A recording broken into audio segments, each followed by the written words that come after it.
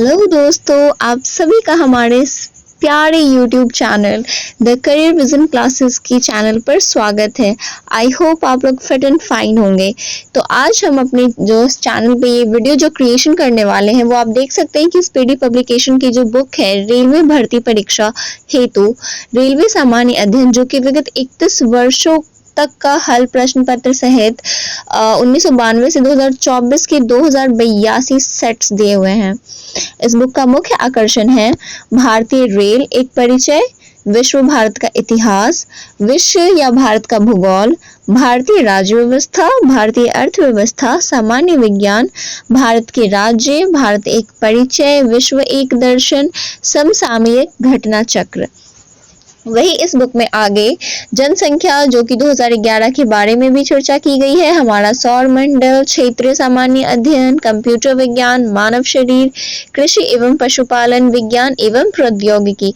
इसी बुक में आगे एडिशन में भारत में परिवहन, भारत में संचार व्यवस्था, भारत में उद्योग, भारतीय प्रतिरक्षा, भारतीय बैंकिंग, फिल्म जगत, हमारी पृथ्वी, नोबेल पुरस्कार, गवर्नर जनरल एवं वायसराय, भारत के पर्वत, पठार, मैदान, जलवायु, मिट्टी एवं नदियों के बारे में चर्चा की गई है। तो जैसा मैंने आपको बताया, ये स्पीडी की बुक है जो कि रेलवे भर्ती परीक्षा हेतु, रेलवे भर्ती बोर्ड परीक्षा हेतु रेलवे सामान्य अध्ययन की बुक है, जो कि एक पूर्णतः संशोधित संस्करण है। तो आगे हम लोग देखते हैं, जैसा हमारे पिछले वीडियोस में जो है कंटेंट नंबर, ये कंटेंट्स कुछ दिए हुए हैं। तो हमारा जो है कंटेंट नंबर 14 तक जो है वो पूरा हो चुका था, जो कि लास्ट है फिल्म जगत। ठीक है, तो अब इस वीडियो में हमारा कंटेंट नंबर 15 स्टार्ट होगा। तो हमारे कंटेंट नंबर 15 में जो है पहला हमारा टॉपिक है भारत में शिक्षा का विकास, वही दूसरा नोबेल पुरस्कार और उनके महत्वपूर्ण तथ्य, नरेगा एवं मनरेगा। वही कंटेंट नंबर 16 में आ जाएंगे तो भारत में मुद्रा प्रणाली, कला एवं संस्कृति, विमुद्रीकरण और संयुक्त राष्ट्र संघ, भारत में परमाणु कार्यक्रम, भारत की पंचवर्षीय योजनाएं। तो इस वीडियो में जो है हम लोग कंटेंट नंबर 15 से 17 जो कि भारत की पंचवर्षीय योजनाएं हैं उनको कवर करने की कोशिश करेंगे। तो चलिए हम पहले अपने पहले कंटेंट 15 की जो भारत में शिक्षा का विकास है उसके पास चलते हैं। ओके, तो यहाँ पे हम लोग जो है कंटेंट नंबर 15 में आ गए हैं और हमारा पहला टॉपिक है भारत में शिक्षा का विकास। तो इसके पॉइंट्स हम लोग पढ़ते हैं।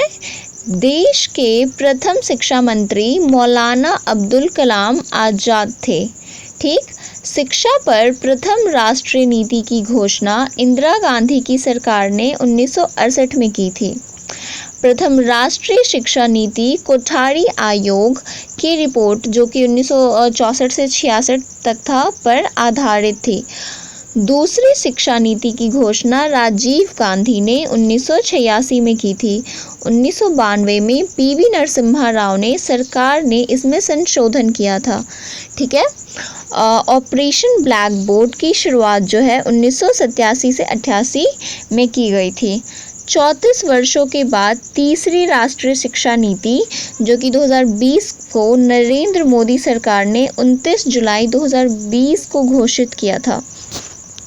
तो इससे पता चलता है कि अब तक हमारे जो है देश में 3 बार शिक्षा नीति लागू हुई, जिनमें प्रथम राष्ट्रीय शिक्षा नीति जो है 1968 में की गई थी। दूसरी शिक्षा नीति घोषणा जो है राजीव गांधी ने 1986 में की थी, परंतु उसे 1992 में पीवी नरसिम्हा राव ने फिर से उनमें संशोधन किया था। वहीं पे ऑपरेशन ब्लैक बोर्ड की शुरुआत 1987 से 88 में हुई और उसके जस्ट 34 वर्षों के बाद तीसरी राष्ट्रीय शिक्षा नीति नरेंद्र मोदी की सरकार ने 29 जुलाई 2020 को घोषित किया गया।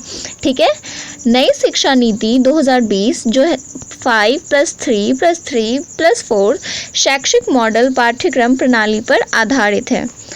तीसरी नीति के कस्तूरी रंगन की अध्यक्षता वाली समिति के रिपोर्ट पर आधारित है। मानव संसाधन विकास मंत्रालय का नाम शिक्षा मंत्रालय हो गया है, जिसके प्रथम शिक्षा मंत्री रमेश पोखरियाल निशंक बने। तो इसमें बताया जा रहा है जैसे मानव संसाधन विकास मंत्रालय जो था उनका जो है नाम परिवर्तित हुआ है या नाम शिक्षा मंत्रालय हो गया है, और उनके प्रथम शिक्षा मंत्री जो है रमेश पोखरियाल निशंक बने हैं। ठीक है, ये इंपॉर्टेंट है। भारत में अंग्रेजी शिक्षा की शुरुआत जो है लॉर्ड मैकाले ने 1835 में किया था।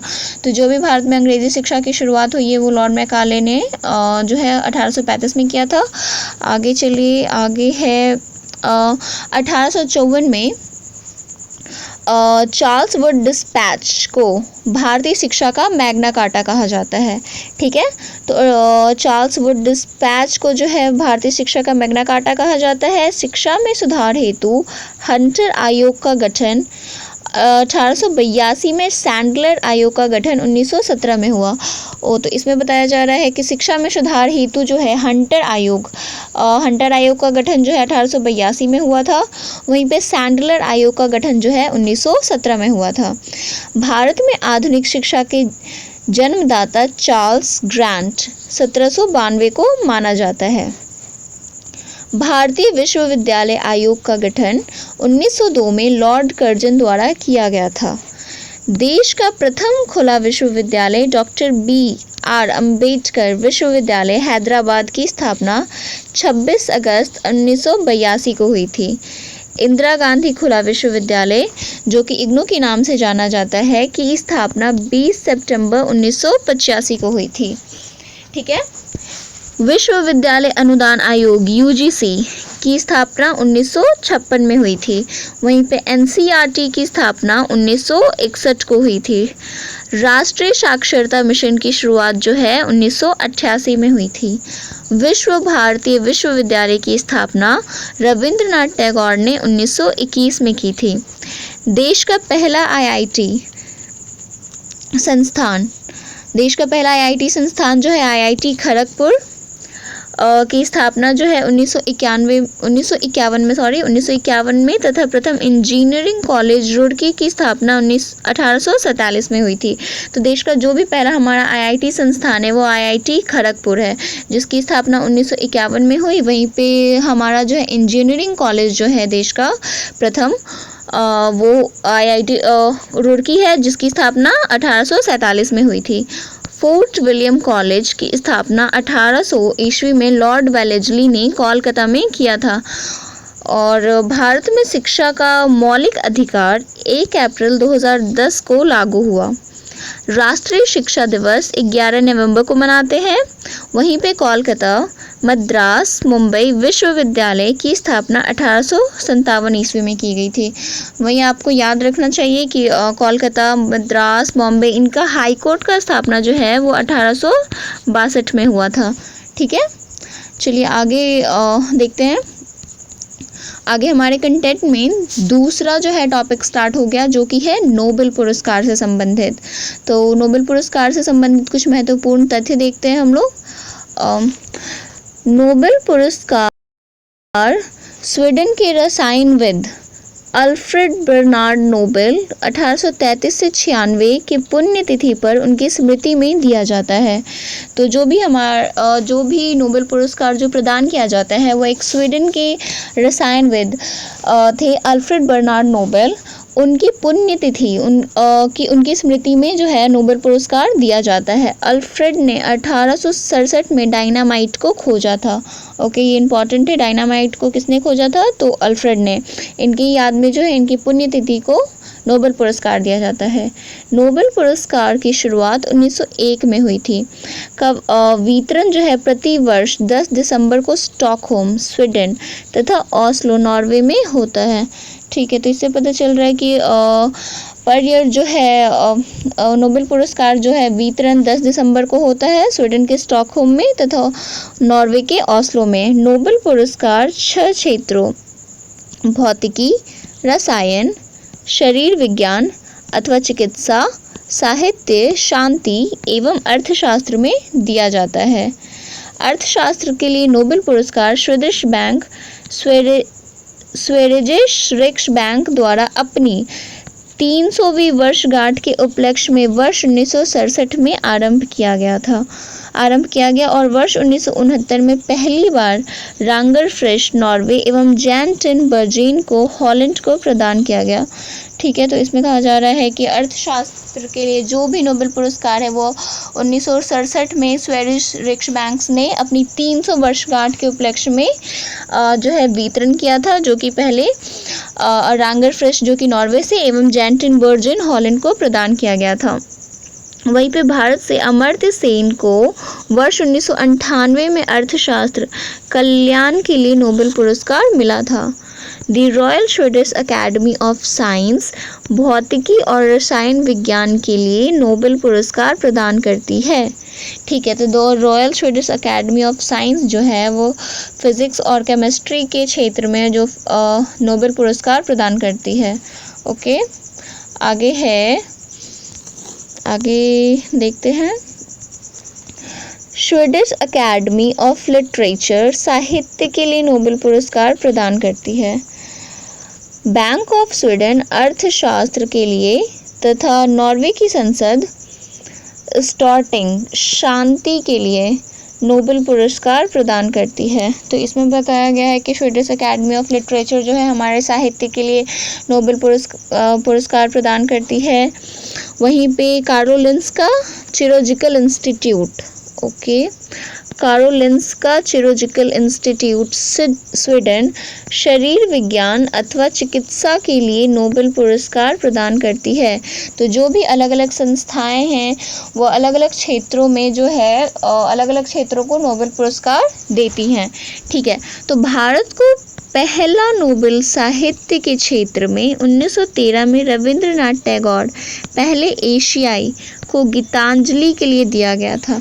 ठीक है, तो सबसे पहले हमारे भारत में जो है नोबेल पुरस्कार जो कि साहित्य के क्षेत्र में मिला है वो हमारे देश में रविंद्रनाथ टैगोर को उनकी पुस्तक गीतांजलि के लिए मिला था 1913 में।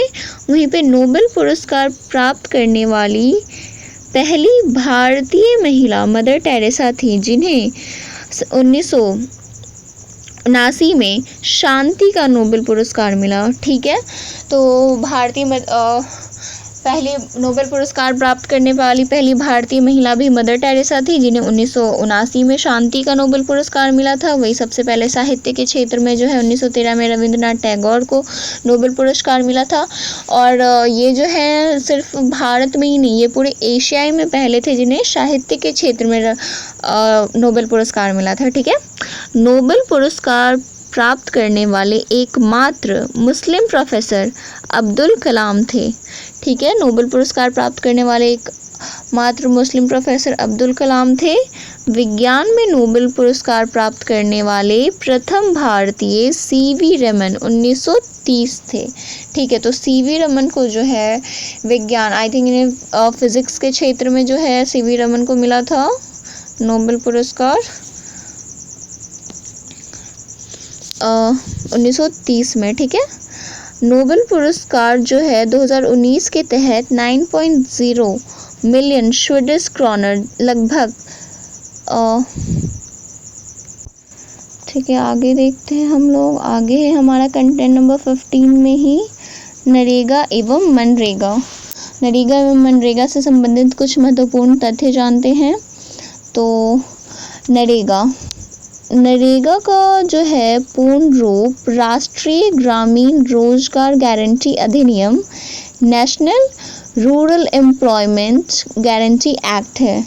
ओके, राष्ट्रीय ग्रामीण रोजगार गारंटी अधिनियम को 25 अगस्त 2005 को संसद में पारित होने के बाद 7 सितंबर 2005 को अधिसूचित किया गया। इसका शुभारंभ 2 फरवरी 2006 को प्रधानमंत्री मनमोहन सिंह द्वारा आंध्र प्रदेश के अनंतपुर जिले के बंदलापल्ली गांव से हुआ। ठीक है, तो जो भी है नरेगा की शुरुआत जो है 2 फरवरी 2006 को तत्कालीन प्रधानमंत्री जो मनमोहन सिंह थे उनके द्वारा आंध्र प्रदेश के अनंतपुर जिले के बंदलापल्ली गांव से हुआ है। 2 अक्टूबर 2009 को नरेगा का नाम परिवर्तित कर मनरेगा महात्मा गांधी रोजगार गारंटी अधिनियम कर दिया गया। नरेगा 2009 तक जो है, 2009 से पहले तक जो है इसका नाम नरेगा था, जिसको बाद में 2 अक्टूबर 2009 को गांधी जी के नाम से परिवर्तित कर महात्मा गांधी रोजगार गारंटी अधिनियम कर दिया गया। नरेगा के पहले संस्करण की अवधारणा एवं तैयार जिद्रेंज बेल्जियम ने किया था। इस योजना का मुख्य उद्देश्य गरीबी रेखा से नीचे रह रहे लोगों को न्यूनतम 100 दिनों का रोजगार प्रदान करना है, जिसमें महिलाओं की भागीदारी 33% की होगी। मतलब जितने भी लोगों को 100 दिनों तक रोजगार प्रदान किए जाएंगे उनमें 33% महिलाएं भी शामिल होंगी। आगे है हमारा 15 दिन के अंदर, ठीक है। 15 दिन के अंदर रोजगार न मिलने पर बेरोजगारी भत्ता देने का भी प्रावधान है। तो जैसे हम लोग मनरेगा या नरेगा के तहत अप्लाई करते हैं, उनमें अगर 15 दिन के अंदर हमें रोजगार नहीं मिलता है तो इसमें बेरोजगारी भत्ता भी जो है व्यक्तियों को दिया जाता है। इस योजना के अंतर्गत निवास स्थान से 5 किलोमीटर की दायरे में रोजगार देने का प्रावधान है। इससे अधिक दूर होने पर 10% अतिरिक्त मजदूरी मिलेगी, ठीक है। तो जो भी इस योजना के अंतर्गत जो भी व्यक्ति जिनका जो निवास स्थान है उससे 5 किलोमीटर की दायरे में उन्हें रोजगार दिया जाएगा। अगर इससे 5 किलोमीटर से अधिक दूरी होती है तो उनका जो भी एक पे बनता है दिन भर का, उसमें 10% उन्हें और बढ़ा के उनका जो है सैलरी या कुछ भी दिया जाता है, ठीक है। इस योजना के तहत कार्य की अवधि 7 घंटे तथा सप्ताह में 6 दिन ही काम करना शामिल है। प्रथम चरण 2006 से 2007 में इस योजना के अंतर्गत देश के 27 राज्यों के 200 जिले तथा द्वितीय चरण 2007 से 8 में देश के 130 जिले शामिल किए गए थे। तीसरा चरण 2008 से अब तक 1 अप्रैल 2008 को देश के शेष 274 जिले शामिल किए गए। वर्तमान में देश के 641 जिलों में यह योजना अप्रैल 2008 से लागू है। वर्ष 2008 में इस योजना के तहत सभी ग्राम रोजगार योजना का विलय कर दिया गया। इस योजना का क्रियान्वयन ग्रामीण विकास मंत्रालय द्वारा किया जाता है। आगे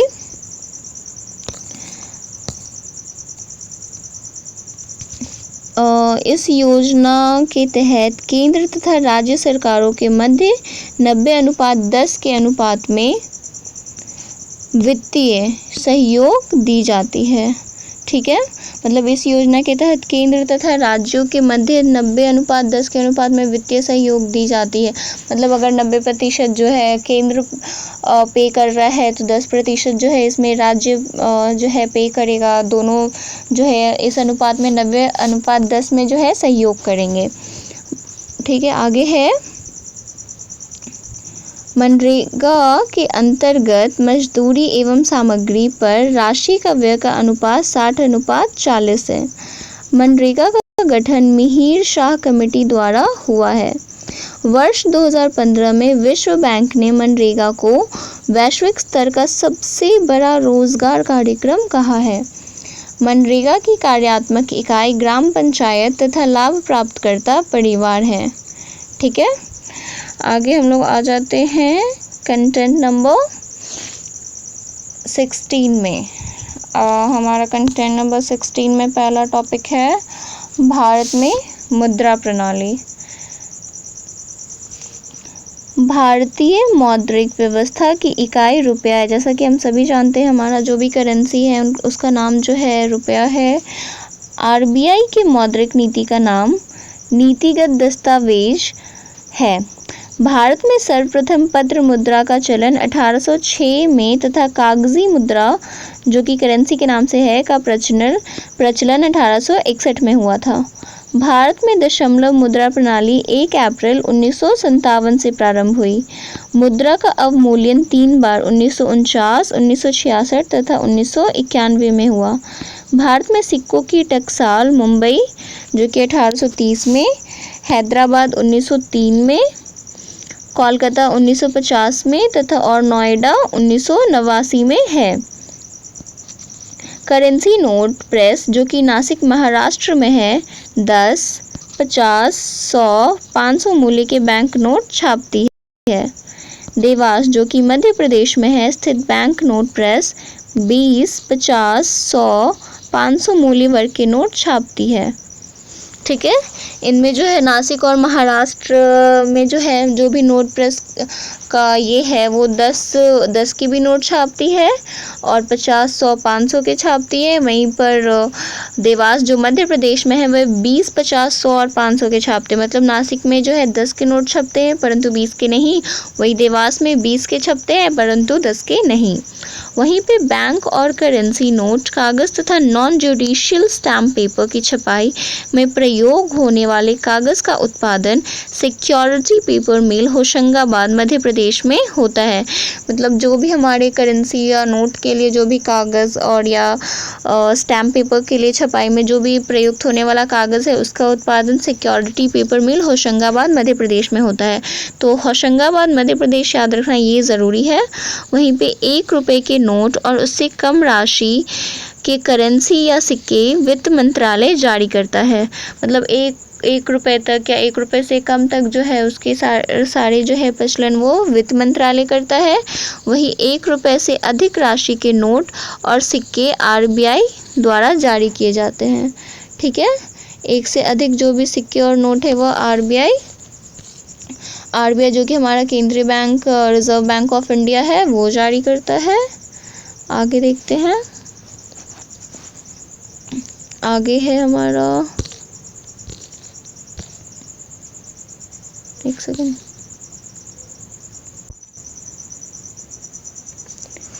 एक रुपये से अधिक पर जो है वित्त सचिव, आगे है हमारा 1 रुपये के नोट पर वित्त सचिव और 1 रुपये से अधिक के सभी नोटों पर जो है भारतीय रिजर्व बैंक के गवर्नर का हस्ताक्षर होता है। भारतीय नोटों पर नोट का मूल्य 17 भाषाओं में लिखा होता है। नोट निर्गमन की न्यूनतम कोष प्रणाली को अक्टूबर 1956 में अपनाया गया था। ग्रेशम का नियम मुद्रा प्रचलन में संबंधित है। क्रेडिट कार्ड प्लास्टिक मनी कहलाता है। ठीक है, ये इंपॉर्टेंट है हमारा, प्लास्टिक मनी क्या कहलाता है तो क्रेडिट कार्ड। मुद्रास्फीति में वस्तुओं की कीमत बढ़ती है और मुद्रा का मूल्य गिरता है। भारत में मुद्रास्फीति की माप थोक मूल्य सूचकांक WPI द्वारा या की जाती है जिसका वर्तमान आधार वर्ष 2011 से 12 है। मुद्रास्फीति में ऋणी लेनदार को लाभ होता है, वहीं मुद्रास्फीति में देनदार को हानि होती है। मतलब जो भी हमारे यहाँ लोन लेता है, जो भी कुछ लेते हैं उन्हें जो है प्रॉफिट होता है, वहीं पे जो लोन देते हैं उन्हें हानि होती है मुद्रास्फीति के टाइम पे। और वहीं पे 11 देशों ने सर्वप्रथम 1 जनवरी 1999 को यूरो को वैधानिक मुद्रा के रूप में अपनाया। वहीं पे मतलब 11 देशों ने सर्वप्रथम, मतलब 11 से अधिक देशों में जो है यूरो मुद्रा का प्रचलन है। ये ज़्यादा यूरोपियन कंट्रीज़ में होता है। वहीं पे वर्तमान में यूरो 20 देशों की मुद्रा है। ठीक है, तो वर्तमान में जो है यूरो जो है 20 देशों की करेंसी है। जैसे कि हमारी इंडियन करेंसी रुपए है, इंडियन रुपीज़ है, वहीं पे 20 देशों की करेंसी जो है यूरो है। भारत में सबसे अधिक विदेशी मुद्रा कच्चा तेल के आयात पर व्यय करता है। मतलब भारत सबसे अधिक विदेशी मुद्रा पेट्रोलियम उत्पाद के निर्यात से प्राप्त करता है। ठीक है, आगे देखते हैं। आगे भारत का सबसे अधिक विदेशी मुद्रा पेट्रोलियम उत्पाद के निर्यात से आयात करता है। सर्वाधिक विदेशी, ठीक है, सर्वाधिक विदेशी मुद्रा कोष चीन के पास है। सबसे अधिक महंगी मुद्रा पाउंड स्टर्लिंग है। भारत ने वर्ष 1947 में अंतर्राष्ट्रीय मुद्रा कोष IMF की सदस्यता प्राप्त की। ठीक है, ये इम्पॉर्टेंट है। IMF की सदस्यता भारत ने वर्ष 1947 में प्राप्त की थी। भारतीय मुद्रा का नया चिन्ह रुपए का डिज़ाइन IIT मुंबई के स्नातकोत्तर उदय कुमार ने किया है। ठीक है, तो जो भी हमारे इंडियन करेंसी में जो है रुपए का डिज़ाइन है वो IIT मुंबई के स्नातकोत्तर उदय कुमार ने की है। ये याद रखना है। रुपए का नोट किसने डिज़ाइन किया है? उदय कुमार ने, जो कि IIT मुंबई से संबंधित थे। वहीं पे अगर हमारा आगे का टॉपिक आ गया, अगला टॉपिक है हमारा कला एवं संस्कृति। चलिए, तो कला एवं संस्कृति के बारे में कुछ महत्वपूर्ण तथ्य देखते हैं। भरतनाट्यम दक्षिण भारत तमिलनाडु का एकल शास्त्रीय नृत्य शैली है जिसे विशेष रूप से महिलाओं द्वारा किया जाता है।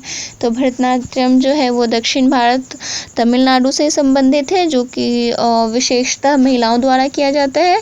वहीं भारत की शास्त्रीय संगीत को दक्षिण भारतीय शैली कर्नाटक संगीत कहलाती है। ठीक है, भारतीय शास्त्रीय संगीत की दक्षिण भारतीय शैली जो है कर्नाटक, जो भी दक्षिण भारत की शैली है उसे कर्नाटक संगीत के नाम से जाना जाता है। वहीं पे कर्नाटक संगीत का जनक पुरंदर दास है।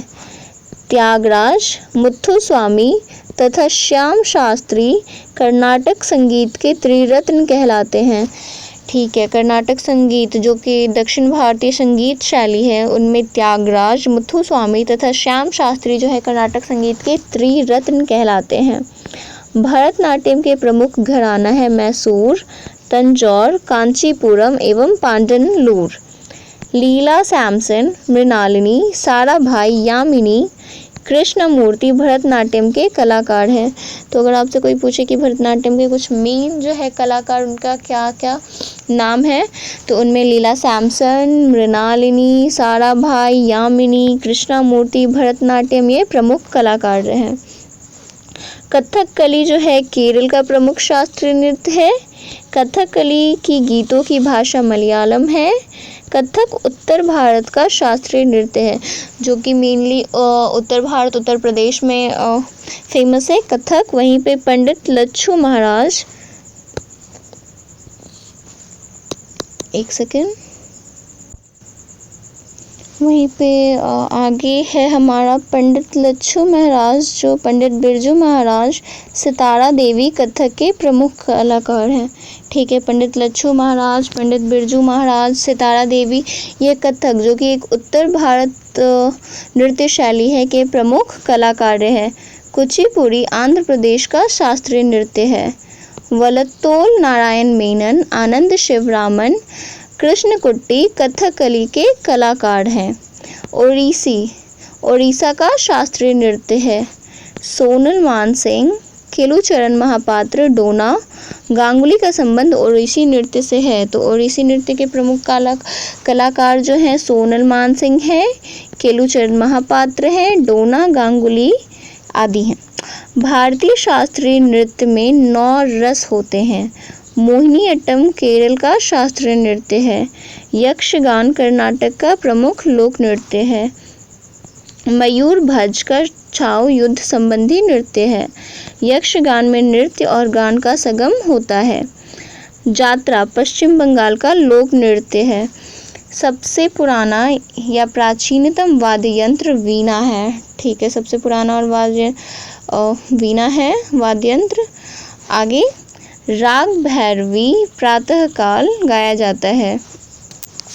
अच्छा, वीणा से संबंधित एक जो है क्वेश्चन आता है हमारी हिस्ट्री में कि वीणा बजाते हुए किस शासक ने अपने सिक्कों पर जो है वीणा बजाते हुए अपने आप को दिखाया था। तो उसका आंसर जो है समुद्रगुप्त होता है। वैसे यहाँ पे वीणा की रचना। ठीक है, आगे देखते हैं। आगे है राग मियाँ की मल्हार तानसेन की रचना है। हरि प्रसाद चौरसिया एक बांसुरी वादक है। बिस्मिल्लाह खान शहनाई से संबंधित है। अमजद अली खान प्रसिद्ध सरोद वादक है। वहीं शिव कुमार शर्मा का संबंध संतूर से है। सितार का जनक अमीर खुसरो कहलाते हैं। ठीक है, ये भी इम्पोर्टेंट है। सितार के जो जनक है वह अमीर खुसरो कहलाते हैं। तो आपके लिए क्वेश्चन है कि अमीर खुसरो जो हैं वो किस शासक के दरबारी कवि थे। ठीक है, अमीर खुसरो का संबंध जो है किस शासक के दरबारी कवि थे, आपको ये बताना है। कमेंट्स में बताइएगा आप। पंडित भीमसेन जोशी गायन से संबंधित है। मुक्तेश्वर मंदिर उड़ीसा, लिंगराज मंदिर भुवनेश्वर उड़ीसा, और वहीं पे हमारा जो है खजुराहो का मंदिर, खजुराहो मंदिर जो कि मध्य प्रदेश में है, नागर शैली के उदाहरण है। ठीक है, तो जो भी हमारे उत्तर भारत में जो भी मंदिर, जैसे मुक्तेश्वर मंदिर उड़ीसा है, लिंगराज मंदिर भुवनेश्वर उड़ीसा में ही है, वही खजुराहो का मंदिर मध्य प्रदेश में है, ये नागर शैली के उदाहरण हैं। वही नागर शैली का विकास गुप्त काल में तथा गांधार शैली का कुषाण काल में हुआ। कांची का कैलाश मंदिर, तंजौर का बृहदेश्वर मंदिर, तमिलनाडु का मीनाक्षी एवं तिरुपति मंदिर द्रविड़ शैली का उदाहरण है। तो जो भी हमारे दक्षिण भारत में मंदिरों की शैली है वो मुख्य तौर पर द्रविड़ शैली कहलाई, और उत्तर भारत में मंदिरों की जो भी शैली है वह नागर शैली कहलाई। वहीं दक्षिण भारत की द्रविड़ शैली के कुछ मंदिर के उदाहरण जैसे कांची का कैलाश मंदिर, तंजौर का बृहदेश्वर मंदिर, तमिलनाडु का मीनाक्षी मंदिर एवं तिरुपति मंदिर भी शामिल है। नागर एवं द्रविड़ शैली को मिश्रित रूप से वेसर शैली कहलाता है। ठीक है, तो जिन मंदिरों का निर्माण जो है नागर शैली और द्रविड़ शैली दोनों को मिलाकर होता है तो वे मिश्रित रूप से जो है वेसर शैली कहलाती है। वही आगे होयसलेश्वर, हेलिबट वैष्णव मंदिर, वृंदावन वेसर शैली के उदाहरण हैं। ठीक है, तो ये जो होयलेश्वर के मंदिर हैं, वृंदावन में वैष्णव मंदिर है, ये जो है वेसर शैली के उदाहरण हैं, जिनमें उत्तर भारतीय तथा दक्षिण भारतीय दोनों मंदिरों की निर्माण कला की शैली जो है उपयोग की गई है। वहीं पे मधुबनी चित्रकला बिहार से संबंधित है। मधुबनी में जो मधुबनी पेंटिंग, जिसे मिथिला पेंटिंग आदि नामों से भी जाना जाता है, वो मधुबनी की एक प्रमुख चित्रकला है जो कि बिहार से संबंधित है। वहीं पे बनी ठनी किशनगढ़ शैली से संबंधित है। सरोद में 19 तार होते हैं। ठीक है, और ये भी इम्पोर्टेंट है, सरोद में कितने तार होते हैं, तो सरोद में 19 तार होते हैं। आगे देखते हैं, आगे हमारा कौन सा और ये है टॉपिक है। आगे हमारा टॉपिक कंटेंट नंबर 16 में ही है विमुद्रीकरण। तो विमुद्रीकरण, जब सरकार पुरानी मुद्रा को कानूनी तौर पर बंद कर देती है और नई मुद्रा लाने की घोषणा करती है तब इसे विमुद्रीकरण कहते हैं। ठीक है, तो ये मेन पॉइंट था। जैसे कि जब कोई सरकार हमारे देश में जो भी करेंसी अभी चल रही है उसे जो है बंद करके और नई करेंसी लाने की जो है घोषणा करती है, मतलब जो भी मुद्रा अभी चल रही है उसे बंद करके नई जो है करेंसी या मुद्रा लाती है, उसे ही जो है विमुद्रीकरण कहते हैं। विमुद्रीकरण का मुख्य कारण जो है वो काला धन, भ्रष्टाचार, नकली नोट, आतंकी गतिविधियों पर अंकुश लगाना है। तो सरकार जो है मेनली विमुद्रीकरण क्यों लाती है या इसको क्यों ये करती है, इससे जो है जो भी हमारे देश में काला धन छिपा हुआ है, जो कि लोग कहीं से भी पैसों को एक जगह संग्रहित करके रखते हैं, और भ्रष्टाचार, नकली नोट, आतंकी गतिविधियों, इन पर अंकुश लगाने के लिए है। वहीं पे भारत में अभी तक 3 बार, ठीक है, भारत में अभी तक 3 बार 1946 में, 1978 में तथा 2016 तथा स्वतंत्र भारत में 2 बार 1978 तथा 2016 में विमुद्रीकरण हुआ है। इसका मेनली मतलब है कि भारत में अब तक 3 बार जो है हमारे नोटों को बदला जा चुका है, जिनमें 3 बार विमुद्रीकरण हुआ है, जिनमें 1946 स्वतंत्रता के बाद 2 बार, जिनमें 1978 तथा 2016 में विमुद्रीकरण शामिल है। सर्वप्रथम 12 जनवरी 1946 को आरबीआई के गवर्नर सीडी देशमुख 500, 1000 तथा 10,000 के नोटों को बंद किया गया था, जिसे 1954 में पुनः शुरू कर दिया गया। अच्छा, तो इससे पता चलता है कि हमारे देश में पहले 10,000 के नोट भी हुआ करते थे, जो कि सबसे पहले आरबीआई के फर्स्ट गवर्नर सी.डी. देशमुख जो थे 1946 में बंद कर दिए थे, जिसे 1954 में फिर से शुरू कर दिया गया था। वहीं पे दूसरी बार जो है 16 जनवरी 1978 को RBI governor IG. Patel Morarji Desai की जनता पार्टी की सरकार द्वारा 1000, 5000 तथा 10,000 के नोटें बंद किए गए थे। ठीक है, तो 1954 में जो भी 10,000 के नोट फिर से शुरू किए गए थे, उसे जो है लास्टली 16 जनवरी 1978 को आरबीआई द्वारा मोरारजी देसाई की जो भी जनता पार्टी की सरकार 1977 में जो आई थी, उनके द्वारा जो है बंद कर दिया गया। वहीं वर्ष 1987 में पुनः 500 रुपये के नोट को प्रचलित किया गया तथा वर्ष 2000 में 1000 रुपये के नोट को पुनः प्रचलित किया गया।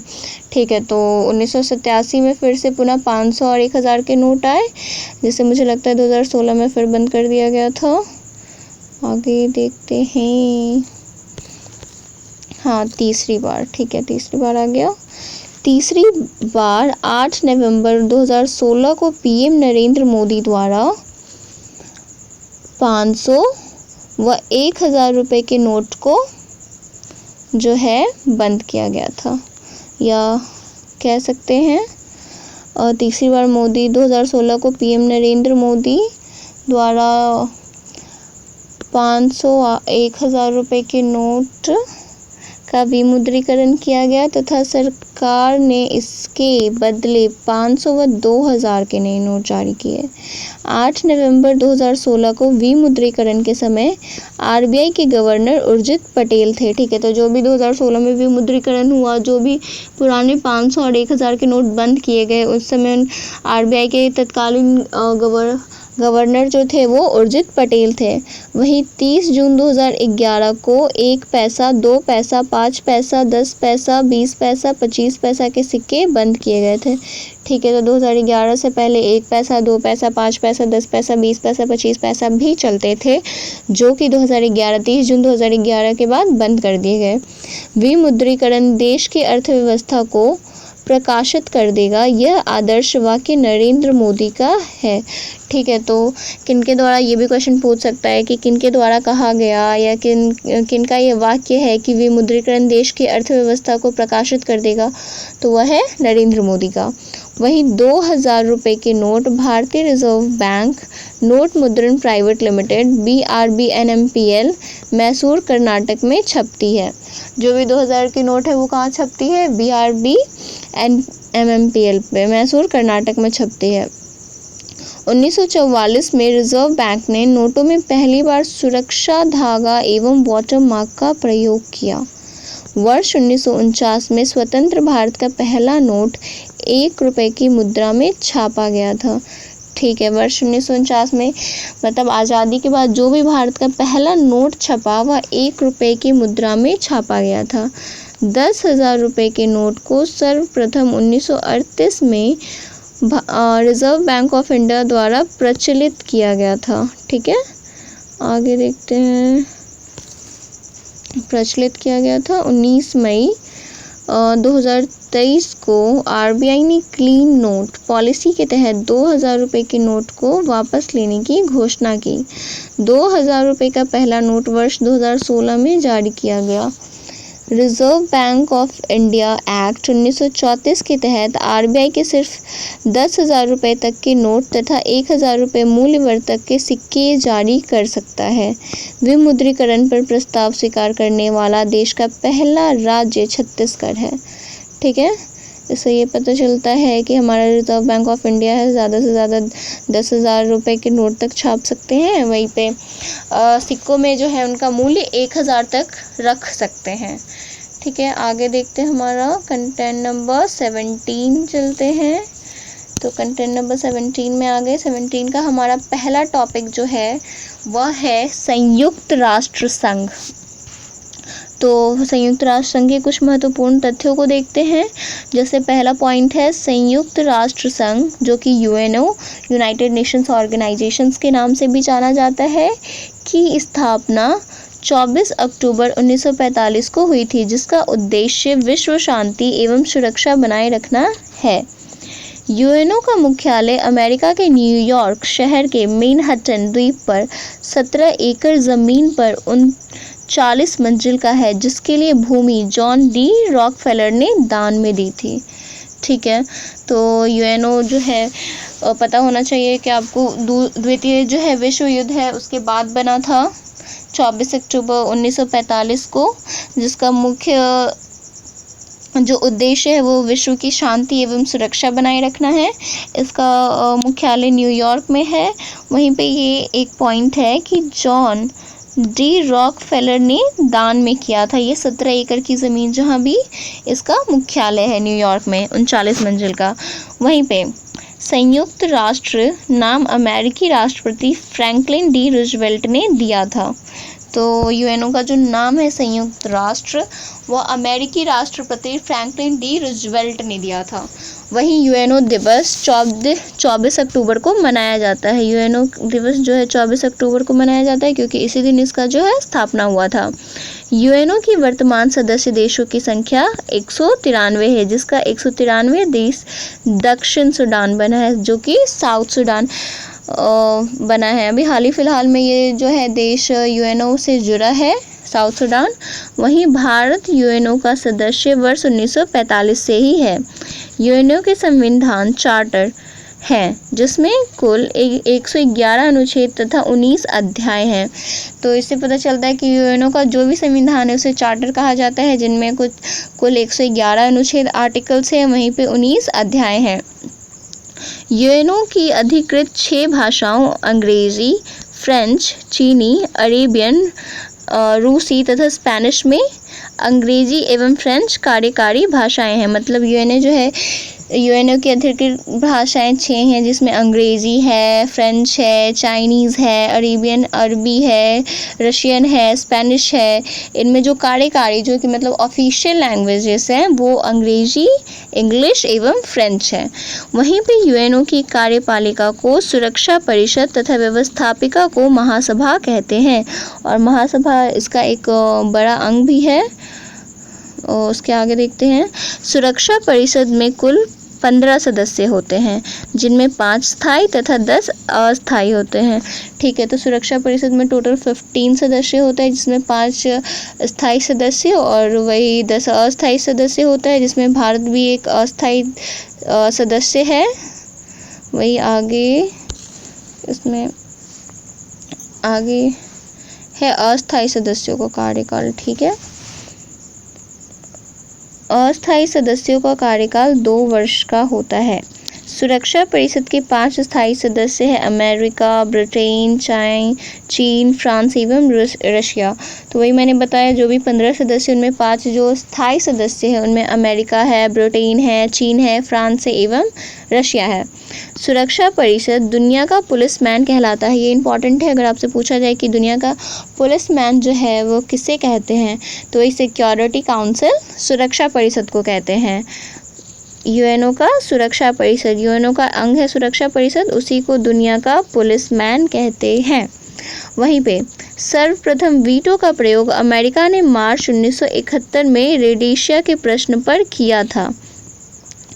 वीटो स्थायी सदस्यों को प्राप्त एक निषेधात्मक शक्ति है, जिसका सर्वाधिक बार प्रयोग करने वाला देश रूस है।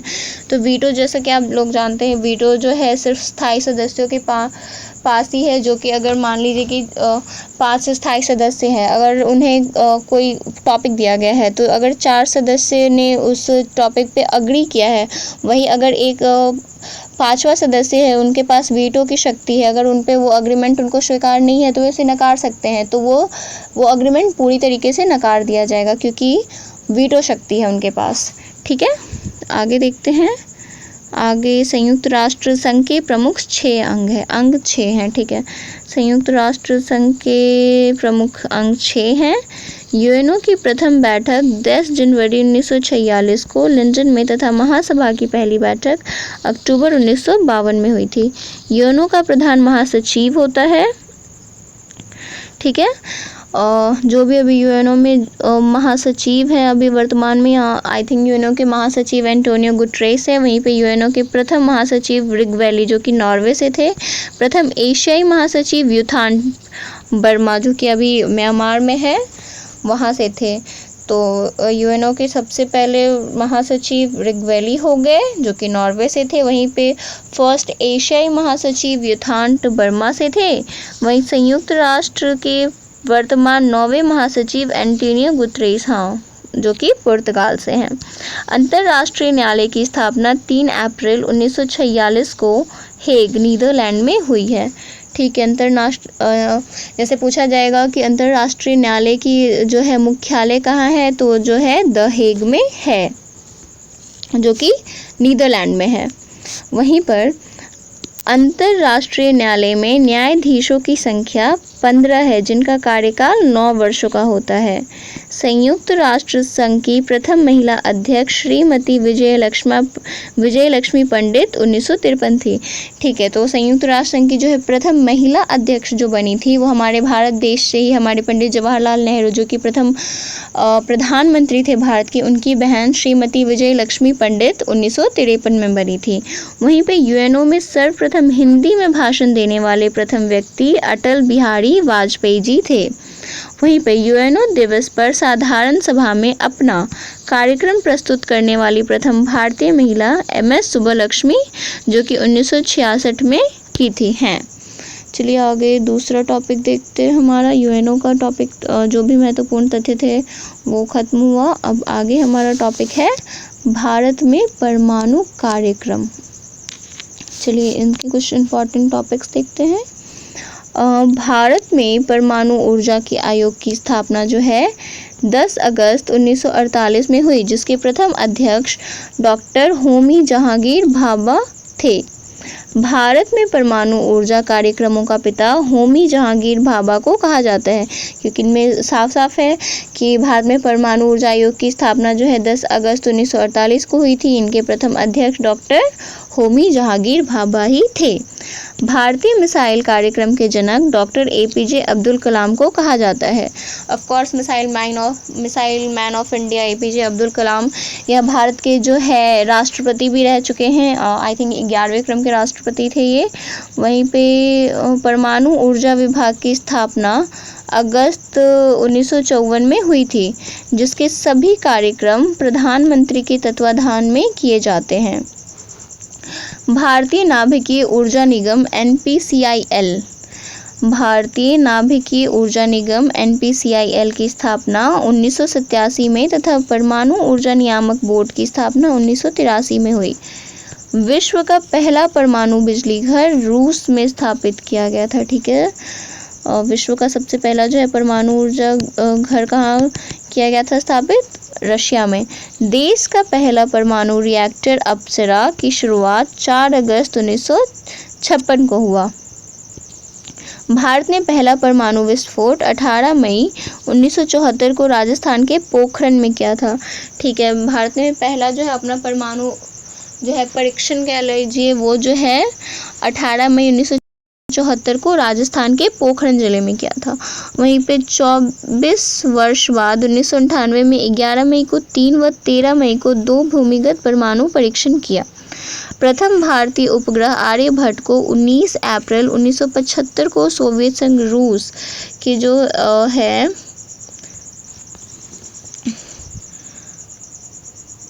रूस के कॉस्मोड्रोम से प्रक्षेपित किया गया था। ठीक है, जो हमारा भारत देश का पहला भारतीय उपग्रह सैटेलाइट जो आर्यभट्ट था उसे 19 अप्रैल 1975 को सोवियत संघ के जो है स्पेस कॉस्मोड्रोम से प्रक्षेपित किया गया था। वहीं पे स्वदेश निर्मित प्रथम उपग्रह इनसेट 2A को जुलाई 1992 को अंतरिक्ष में स्थापित हुआ। भाभा परमाणु अनुसंधान केंद्र BARC की स्थापना 3 जनवरी 1954 को ट्रॉम्बे मुंबई में हुआ जिसका पूर्व नाम ऊर्जा संस्थान था। इंदिरा गांधी परमाणु अनुसंधान केंद्र की स्थापना 1971 में कलपक्कम चेन्नई में हुआ। साधारण जल के विद्युत अपघटन से प्राप्त भारी जल DTO जिसे ड्यूटेरियम ऑक्साइड का भी कहा जाता है की खोज H.C. यूरे ने 1932 में किया था। ठीक है, जैसे साधारण जल हो गया तो उसे H2O कहा जाता है, वहीं पे भारी जल जिसे D2O कहा जाता है। ठीक है, इसकी जो है खोज H.C. यूरे ने 1932 में किया था। भारी जल संयंत्र की स्थापना भारत में पहली बार नागल, पंजाब 1962 में हुआ। केंद्रीय जल विद्युत शोध केंद्र CWPRS खड़गवासला जो कि पुणे महाराष्ट्र में है। भारत में प्रथम जल विद्युत केंद्र की स्थापना 1857 में दार्जिलिंग में की गई थी। भारत एवं भूटान की संयुक्त जल विद्युत परियोजना चूखा वांगचू नदी पर स्थित है। ठीक है, तो इसमें बताया जा रहा है कि जो भी हमारे भारत और भूटान के बीच जो है संयुक्त जल विद्युत परियोजना है जो कि चूखा वांगचू नदी पर स्थित है। ठीक है, आगे है हमारा, एक सेकेंड, भारत का प्रथम आणविक केंद्र तारापुर है। भारत का प्रथम आणविक केंद्र तारापुर में है। तारापुर जो है वो महाराष्ट्र में है। वहीं पे तारापुर महाराष्ट्र, हाँ ठीक है, हो गया। तारापुर परमाणु विद्युत घर जिसका निर्माण जो है 1972 में किया गया, मुंबई महाराष्ट्र में अवस्थित है। राजस्थान परमाणु विद्युत घर का निर्माण 1972 में किया गया, रावत भाटा जो कि राजस्थान में अवस्थित है। वहीं पे नरौरा परमाणु विद्युत घर का निर्माण 1991 में बुलंदशहर उत्तर प्रदेश में किया गया। काकड़ा पार परमाणु विद्युत घर का निर्माण 1993 में सूरत गुजरात में किया गया था, गुजरात में अवस्थित है। तो इससे पता चलता है कि हमारा पहला जो है विद्युत घर का निर्माण 1972 में तारापुर महाराष्ट्र में किया गया, फिर राजस्थान में रावत भाटा में किया गया, वो भी 1972 में किया गया। वहीं पे नरौरा जो कि उत्तर प्रदेश में है का निर्माण 1991 में किया गया। बुलंदशहर काकड़ापारा परमाणु विद्युत घर का निर्माण जो कि सूरत गुजरात में अवस्थित है 1993 में किया गया। वहीं पे रमन अनुसंधान केंद्र बैंगलोर कर्नाटक में स्थित है। रमन अनुसंधान केंद्र बैंगलोर कर्नाटक में स्थित है। आगे हमारा दूसरा टॉपिक है भारत की पंचवर्षीय योजनाएं। ठीक है, तो भारत की पंचवर्षीय योजनाओं के बारे में हम जो है कुछ महत्वपूर्ण तथ्यों को देखते हैं।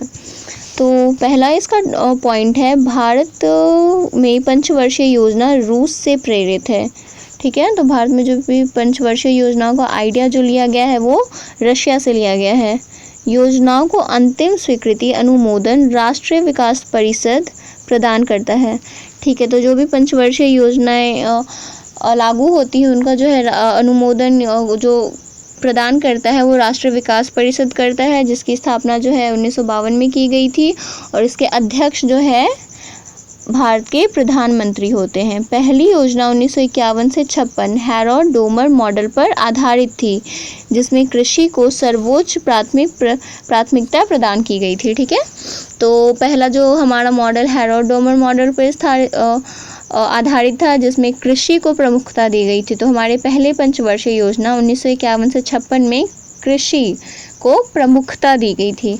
वहीं पे दूसरी योजना PC महालनोबिस के मॉडल पर आधारित थी, जिसमें भारी आधारभूत उद्योगों पर बल दिया गया था। वहीं दूसरी योजना काल 1956 से 61 के दौरान ही भारत में राउरकेला, भिलाई तथा दुर्गापुर इस्पात कारखानों की स्थापना हुई थी। ठीक है, तो जैसे इसमें बताया गया कि दूसरी पंचवर्षीय योजना के तहत, जैसे अगर हमारे प्रथम पंचवर्षीय योजना में कृषि को प्रमुखता दी गई थी, वहीं पे दूसरी पंचवर्षीय योजना में हमारे उद्योगों पर भी काम किया गया था।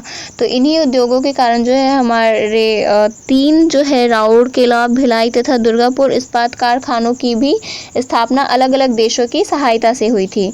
जैसे दुर्गापुर का अलग देश से हुआ था, रशिया, जर्मनी, इन सारे देशों से जो है इन इस्पात कारखानों की स्थापना हुई थी, मतलब उनके सहयोग से। वहीं पे तीसरी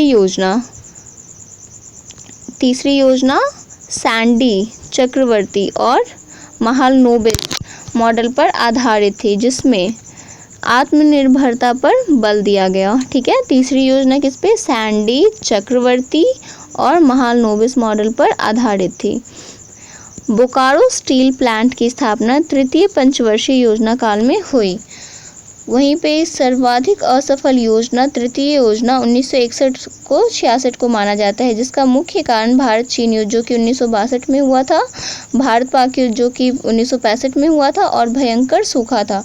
ठीक है, तो हमारे पंचवर्षीय योजना में जो कि सबसे ज़्यादा असफल योजनाएं 1961 से 66 तृतीय योजना को माना जाता है, क्योंकि उस समय उन तत्कालीन समयों में जो है हमारे देश में कुछ घटनाएं चल रही थी, जैसे कि 1962 में भारत और चीन का युद्ध था, फिर 1965 में भारत पाक युद्ध था, फिर 1966 समथिंग में जो है भारत में सूखा पड़ रहा था। उन्हीं सारे कारणों की वजह से जो है हमारा तृतीय पंचवर्षीय योजना थोड़ा सा असफल तरीकों से जो है मान सकते हैं दिख रहा था। वहीं पे आगे है वार्षिक योजनाएं। ठीक है, वार्षिक योजनाएं योजना अवकाश 1966 से 69 के दौरान हरित क्रांति प्रारंभ हुई थी। तो 1966 में जब तृतीय पंचवर्षीय योजनाओं को जो है उसे थोड़ा रोक कर फिर अवकाश लिया गया, 2 सालों 3 सालों का अवकाश लिया गया और उसी दौरान जो है हरित क्रांति प्रारंभ की गई थी। ठीक है, तो भारत में जो है हरित क्रांति के जनक जो है MS स्वामीनाथन को माना जाता है। उस समय जो है गेहूँ इन सारे चीज़ों की जो है पैदावार अच्छी की गई हरित क्रांति को लाकर। फिर जो है चतुर्थ योजना 1969 से 74 गॉडगिल योजना, सुरक्षा पर भी बल दिया गया, सुरक्षा पर बल भी कहा जाता है। ठीक है, चतुर्थ योजना जैसे कि भारत चीन युद्ध 1962 में हुआ, भारत पाक युद्ध 1965 में हुआ, फिर भारत पाक युद्ध 1971 में हुआ, तो फिर हमारा देश जो है कृषि उद्योग को थोड़ा रखकर फिर चतुर्थ योजना सुरक्षा पर भी बल दिया गया, जो कि गॉडगिल योजना के नाम से जाना जाता है। वहीं पे पांचवी योजना 1974 से 78 मॉडल DP धर ने तैयार किया था। ठीक है, पांचवी पंचवर्षीय योजना जो है हमारे DP धर ने तैयार किया था, जो एक वर्ष पहले 1978 में ही समाप्त हो गया था। ठीक है, तो जो 1974 से 78 का पंचवर्षीय मॉड्यूल नहीं है तो 4 वर्षों का था, 1978 में समाप्त हो गया। ठीक, पांचवी योजना में गरीबी हटाओ तथा काम के बदले अनाज योजना चलाई गई। ठीक है, पंचवर्षीय योजना के टाइम जो थी उस समय इंदिरा गांधी की सरकार थी, उन्होंने जो है यह एक नारा लगाया था गरीबी हटाओ। तो ये पांचवी पंचवर्षीय योजना के अंतर्गत ही उन्होंने ये नारा लगाया गरीबी हटाओ, इंदिरा गांधी ने। ठीक है, आगे है अनवरत योजना 1978 से 80, जिसे रोलिंग प्लान भी कहा जाता है। ये 2 सालों का है, के जनक डॉक्टर गुन्नार मिर्डल व प्रणेता प्रोफेसर रेगनर फ्रिश थे। प्रोफेसर रेगनर फ्रिश एक अर्थशास्त्री थे। आगे ये अनवरत योजना को रोलिंग प्लान भी कहा जाता है। ठीक है, इसके जनक डॉक्टर गुन्नार मिर्डल थे। आगे IRDP, NREP, ट्राइसम या TRYSEM, DWACRA, RLEGP जैसे कार्यक्रम छठी योजना 1980 से 85 में चलाई गई थी। आगे 7वीं योजना की अवधि 1985 से 90 था। वहीं पे जवाहर रोजगार योजना 28 अप्रैल 1989 तथा इंदिरा आवास योजना 1985 से 86 1 साल का प्रारंभ 7वीं योजना काल में हुआ था। 8वीं योजना 1992 से 97 का मुख्य उद्देश्य मानव संसाधन विकास था। प्रधानमंत्री रोजगार योजना 15 अगस्त 1993 का प्रारंभ 8वीं योजना में हुई थी। ठीक है, प्रधानमंत्री रोजगार योजना का जो शुभारंभ है वो 15 अगस्त 1993 को हुआ था, जो कि 8वीं योजना थी। वहीं पे 9वीं योजना का उद्देश्य सामाजिक न्याय और समानता के साथ आर्थिक विकास था। तो 9वीं पंचवर्षीय योजना का हमारा मुख्य उद्देश्य क्या था? समाज में न्याय भी होना चाहिए, उसके साथ समानता भी होना चाहिए और देश का फाइनेंशियल डेवलपमेंट भी होना चाहिए। वहीं पे 10वीं योजना की अवधि 2002 से 7 थी। 10वीं अब तक की सबसे सफल योजना है। 11वीं योजना की अवधि 2007 से 2012 थी। 12वीं योजना की अवधि 2012 से 2017 थी और 12वीं योजना का मुख्य उद्देश्य तीव्र संपोषणीय व अधिक समावेशी विकास था। वैसा विकास जो कि फ्यूचर के लिए भी रहे, उससे जो है कोई दिक्कत ना हो, इन सारी योजनाओं से हमारा 12वीं योजना 2012 से 17 तक था। ठीक है, तो आज के लिए हमारा कंटेंट नंबर 17 तक जो है पूरा हो गया। 15 से मैंने बोला था 15 से 17 तक करने, जिनमें हमने भारत में शिक्षा का विकास, नोबेल पुरस्कार, नरेगा एवं मनरेगा के महत्वपूर्ण तथ्यों को देखा। वहीं आगे कंटेंट नंबर 16 में भारत में मुद्रा प्रणाली, कला एवं संस्कृति, विमुद्रीकरण के कुछ पॉइंट्स को देखे और वहीं पे कंटेंट नंबर 17 में संयुक्त राष्ट्र संघ पर भारत में परमाणु कार्यक्रम व भारत की पंचवर्षीय योजनाओं को भी देखा। तो आई होप आपको ये स्पीडी पब्लिकेशन जो भी मैंने रेलवे भर्ती परीक्षा हेतु रेलवे सामान्य अध्ययन का कुछ इम्पॉर्टेंट थॉट्स देखा, पॉइंट्स देखा, वो आपको वीडियो पसंद आई हो। अगर आपको वीडियो पसंद आई हो तो प्लीज़ लाइक कीजिए, कमेंट्स कीजिए कि आपको इस वीडियो में क्या क्या प्रोग्रेस और चाहिए, क्या नहीं चाहिए, उस चीज़ों को कमेंट्स में बताइए। लाइक कीजिए, शेयर कीजिए, सब्सक्राइब कीजिए। Till then bye bye, tata and thank you.